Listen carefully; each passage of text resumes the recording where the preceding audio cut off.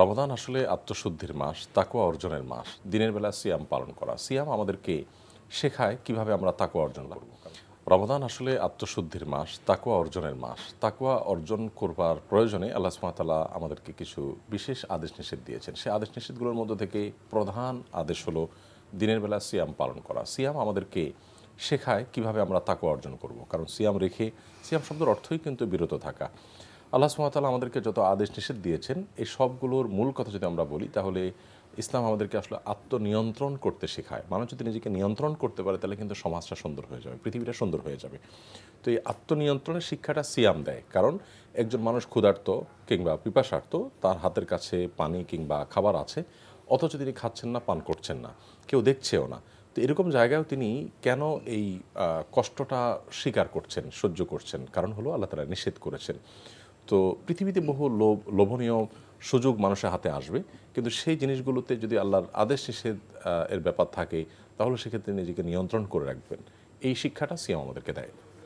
অতএব রমাদানে সিয়াম পালন করা হলো প্রধান আমল, এবং সেই সিয়ামটা শুধু পালন করার জন্য পালন করা নয়, বরং সেখান থেকে বার্তা গ্রহণ করা এবং তাকে অর্জন করার চেষ্টা করা, পাপাচার অন্যায় থেকে বেঁচে থাকার চেষ্টা করা, এটা হলো রমাদানের প্রধান আমল। এর বাইরে রমাদানে আরও যে সমস্ত আমলগুলো বা করণীয়গুলো আছে, তার মধ্যে থেকে রাতে তারাবির সালাত আদায় করা, সেটা ধীরস্থিরতার সাথে, সৌন্দর্যের সাথে। তার পাশাপাশি রমাদান জুড়ে নবী সাল্লাল্লাহু আলাইহি ওয়াসাল্লাম প্রচুর দান সাদাকা করতেন, তিনি আল্লাহর কাছে দোয়া করতেন ইফতার আগ পর্যন্ত। বিশেষভাবে ভোর রাতে আমরা যখন সাহারি খেতে উঠি, খুব গুরুত্বপূর্ণ একটা সময় দোয়া কবুলের জন্য। এই সময়টাকে আমরা কাজে লাগাতে পারি, যেটা বছরের অন্য সময় অনেকেরই হয় না।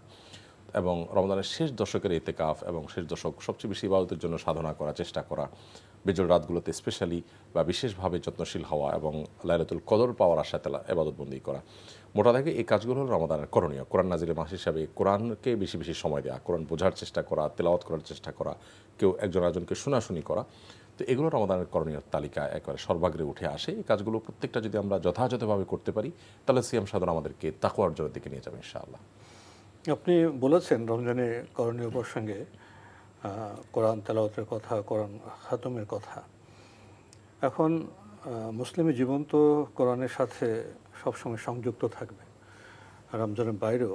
জি, লক্ষণীয় বিষয় হলো আমরা মুসলিমরা কোরআনকে সেভাবে গ্রহণ করতে পারিনি।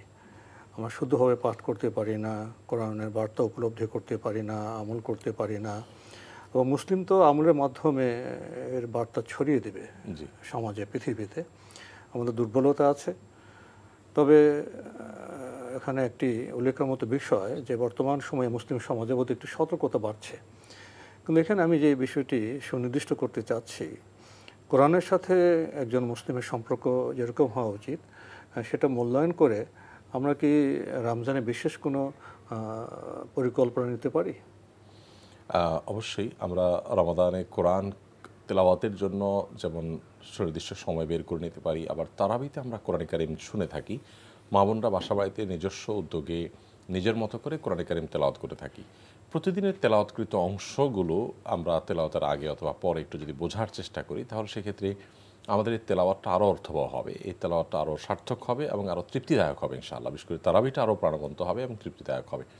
তো এর জন্য আমরা পরিকল্পনা আনতে পারি যে কীভাবে আমরা কোরআন তেলাওয়াতের পাশাপাশি কোরআনকে বোঝার চেষ্টা করি।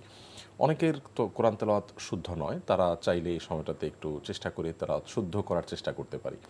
বিশেষ করে নামাজে যে সূরাগুলো আমাদেরকে পাঠ করতে হয়, সেই সূরাগুলো আমরা যদি একটু শুদ্ধ করার উদ্যোগ নেই, রমাদান কোরআন নাজিলের মাস হিসেবে সেটা একটা দারুণ উদ্যোগ হতে পারে। সেটা হতে পারে মসজিদে ইমাম সাহেবের মাধ্যমে, মুয়াজ্জিন সাহেবের মাধ্যমে, বা অন্য কারো সহযোগিতা নিয়ে। আজকাল অনলাইনে অনেকগুলো কোর্স পাওয়া যায়, সেগুলো থেকেও আমরা চাইলে সহযোগিতা নিতে পারি। তো কোরআন শুদ্ধ করার একটা উদ্যোগ থাকতে পারে, বোঝার একটা উদ্যোগ থাকতে পারে, তেলাওয়াতের জন্য একটা নির্দিষ্ট সময় ফিক্স করতে পারি আমরা। কোরআনের একটা আমল রমজানে, যেটা আমাদের সমাজে একেবারেই বিলুপ্তির পথে, মানুষ জানেই না আমরা অনেকে, সেটা হলো রমজান উপলক্ষে কোরআন শোনাশুনি করা। আমরা নিজেরা তেলাওয়াত করি, কিন্তু আমি তেলাওয়াত করবো, আপনি শুনবেন, আপনি তেলাওয়াত করবেন, আমি শুনবো।